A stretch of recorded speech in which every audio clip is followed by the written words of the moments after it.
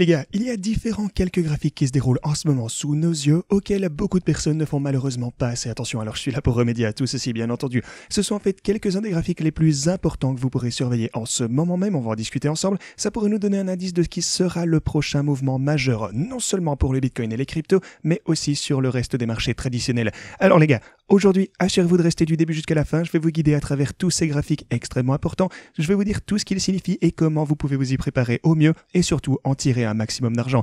Alors bienvenue à tous, je m'appelle Maxime et je vous apporte chaque jour des nouvelles vidéos en français sur les crypto-monnaies en vous apprenant comment vous faire de l'argent sur ce marché. Si vous êtes nouveau sur cette chaîne, alors soyez sûr de vous abonner et d'activer la cloche dès maintenant. Ceci étant dit, commençons ici sur l'intervalle de 4 heures et bien ce qu'on peut voir du côté du Bitcoin, c'est qu'on se fait toujours rejeter à partir de ce niveau clé de résistance ici même à la boîte orange. Ce qu'on peut également distinguer les gars, c'est qu'on a une petite tendance à la baisse ici, en fait une tendance à la baisse très très claire comme vous pouvez le voir juste ici. C'est donc quelque chose à surveiller également en ce moment même. Si jamais on parvenait donc à briser ces tendances à la baisse, ce serait forcément une bonne chose. On pourrait voir où la cible se situerait. Bien sûr, on pourrait aussi potentiellement avoir une autre tentative de rupture ou simplement tester à nouveau ce niveau extrêmement important.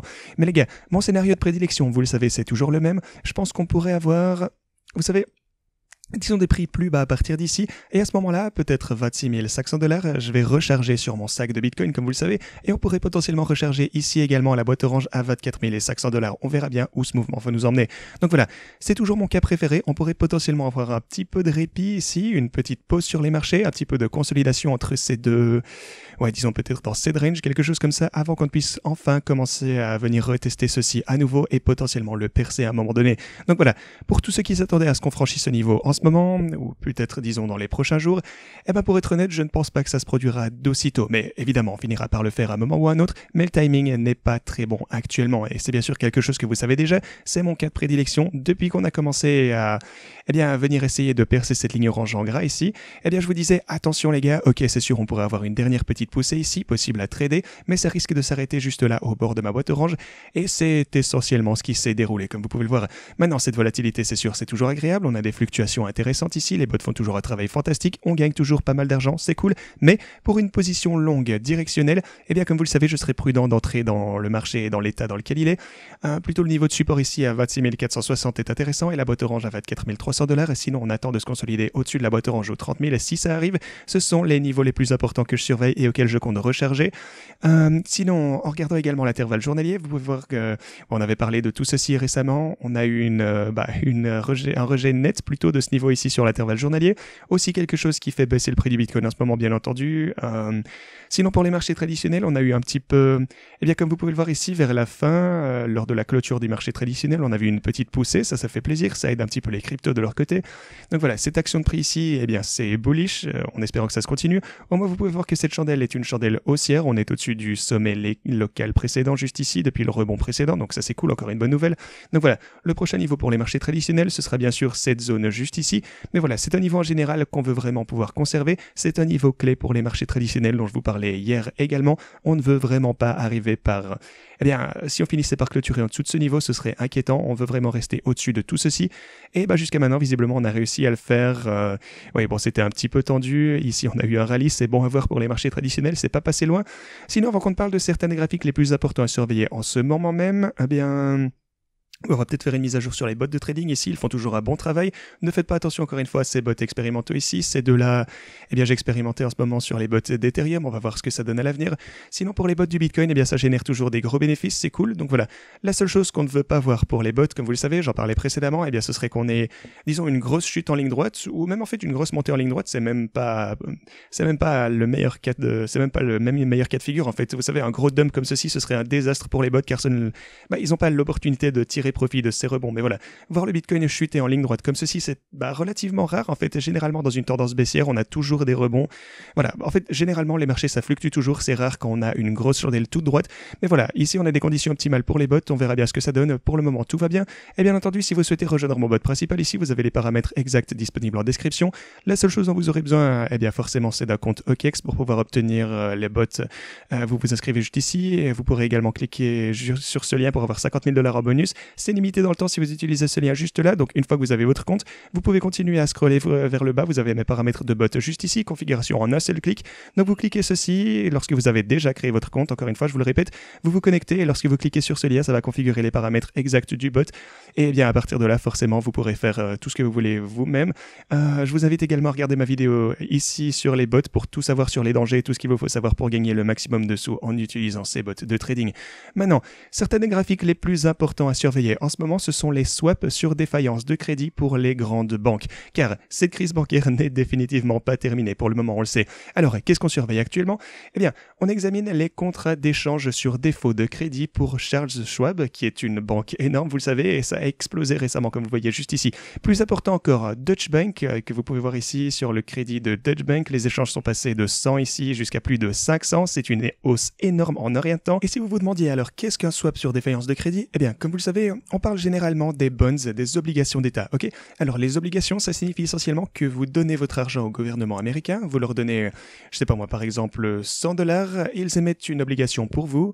Ok, donc ils émettent ceci, ce bonds, et puis vous pouvez obtenir un rendement annuel sur cet argent. Ok, donc c'est cool, c'est relativement sûr. Avec le gouvernement américain, bah forcément c'est beaucoup plus sûr. En fait, c'est comme si vous investissiez dans le gouvernement, mais aussi les entreprises peuvent émettre ces obligations. Ils ont des taux d'intérêt plus élevés, c'est plus risqué, ils ont besoin d'argent, ils émettent ces obligations, ils ont un rendement plus élevé. Mais alors, que se passerait-il si la banque venait à faire faillite? Disons, eh bien, la Silicon Valley Bank par exemple, vous savez, elle a fait faillite, elle a été liquidée et ainsi de suite. Je vais pas vous rappeler toute l'histoire. Mais alors, que s'est-il passé avec les personnes qui achetaient des obligations de la Silicon Valley Bank? Eh bien, tout ceci a expiré en fait, sans valeur. En gros, tous ceux qui ont acheté ces obligations ont perdu l'entièreté de leur argent. Alors, que pouvez-vous faire dans ce cas pour vous protéger contre ceci?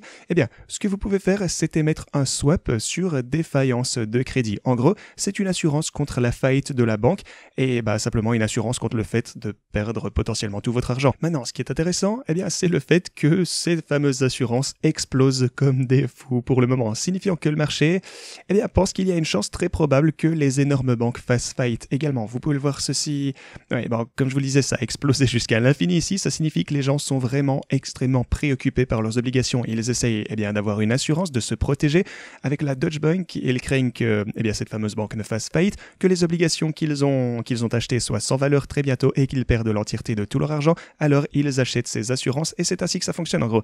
Le marché nous dit essentiellement, ok, restez prudent avec ces banques, en fait personne ne leur fait confiance et c'est quelque chose qu'on doit continuer à surveiller car cette crise bancaire est loin d'être terminée. Laissez-moi vous le dire, si vous avez regardé ma vidéo hier, eh bien vous avez vu que le montant des retraits de banque qu'on est en train de voir récemment est presque au même niveau que ce qu'on a pu voir en 2008. C'est absolument insensé. Donc, encore une fois, je vous invite à être extrêmement prudent à ce sujet. Il faut qu'on surveille tout ceci de très près. On doit bien comprendre qu'on pourrait voir une autre chute assez énorme si vous avez un autre événement de type Black Swan avec toutes ces banques.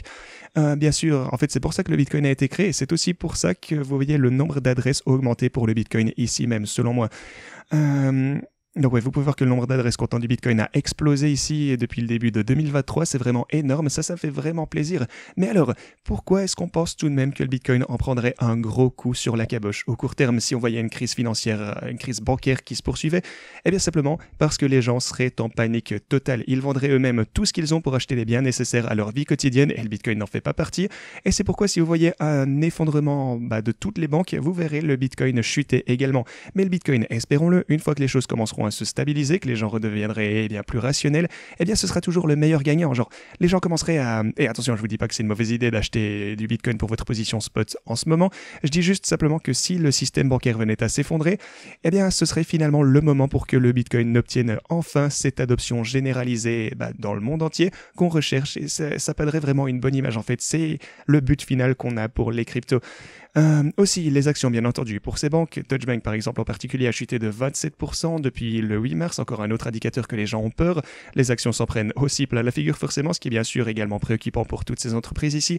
Maintenant, pour ce qui en est des gestionnaires d'actifs, le Smart Money, que je vous ai montré il y a quelques jours également, ils ajoutaient à leur position short et visiblement, c'est ce qu'ils ont continué à faire dernièrement. Ainsi, les gestionnaires d'actifs, le Smart Money s'attendent à davantage de recul ici, davantage de chute, davantage de pullback. Alors, ça va également dans dans le même sens du rejet de ma boîte orange, ainsi que cette ligne de tendance sur l'intervalle journalier. Alors, peut-être qu'on va finir par avoir une bonne chance de se repositionner pour du Bitcoin ici aux alentours des 26 400, peut-être 24 400 également, on verra bien ce qu'il en retourne. Donc voilà, encore une fois, c'est mon cas préféré. Si jamais on revenait ici, je rechargerai pour mes sacs de Bitcoin. Et si on revient pas ici, eh ben, c'est tout à fait cool aussi. Mes bots font toujours un super travail. Vous pouvez le voir juste ici. On fait des profits sur les mouvements latéraux et sur cette volatilité lorsqu'on fait des fluctuations. Donc voilà, tout va bien. Ceci étant dit, c'est tout ce que j'avais pour vous aujourd'hui. Merci beaucoup d'avoir regardé cette vidéo. Et moi, je vous dis à la prochaine simplement.